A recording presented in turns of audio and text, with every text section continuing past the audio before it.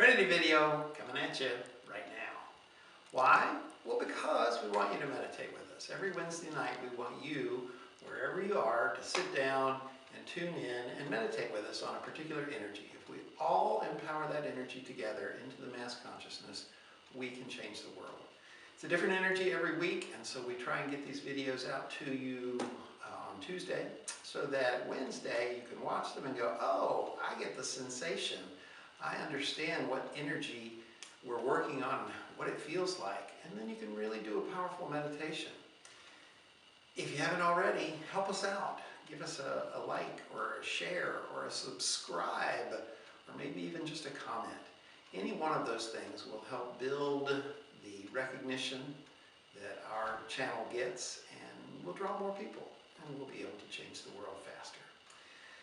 Every week, it's a different energy. This week, it is the energy of reverence.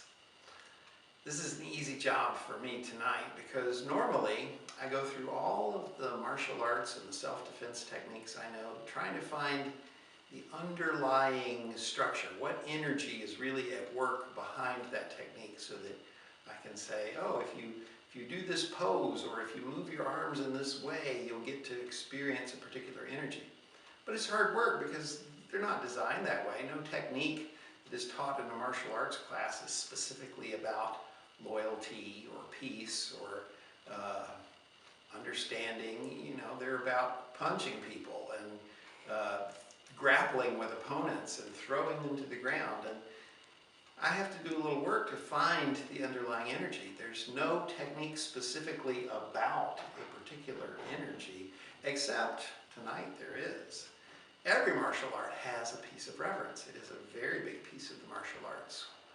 Whatever school you're going to, whatever teacher you study under, whatever lineage that teacher has, even the opponent that you're sparring with, you need to show reverence, and they have a way to do that, a specific technique that's been empowered for thousands and thousands of years. It's called the Bao Quan Li. Bao Quan Li. And it looks like this. If you've ever seen a martial arts movie, you've probably seen them go, oos, you know, and give you that little bow and that nod, and they kind of come forward with it. But it is this. And it's very symbolic, and I'll try and explain it to you. In India, thousands of years ago, they would do this. This represents the male and the female coming together and being in perfect balance, creating that peaceful center point. Then the Buddhists took hold of it, and they said, well, what if the world around you is chaotic, but you still want to be peaceful and centered inside? And they started doing this with just the one hand. And you'll see poses of Buddha a lot of the time, holding a bird or something, and doing this little number right here to indicate that you're holding peace inside of you while the world is chaotic. There was a Buddhist monk that left India and traveled to China 1,000 years ago to create the Shaolin Temple, which is the mother art of all martial arts that we study today. Bodhidharma was his name, and he brought with him this idea that this internal peace should be used to restrain the external force that you were learning about. So he created this, the Bao Quan Li. And it is very simply this peaceful, wise, internal part of you restraining the powerful, outward-focused part that does and accomplishes and interferes with the world. So this is very symbolic of the feeling that we want when we are meditating on reverence. It is when the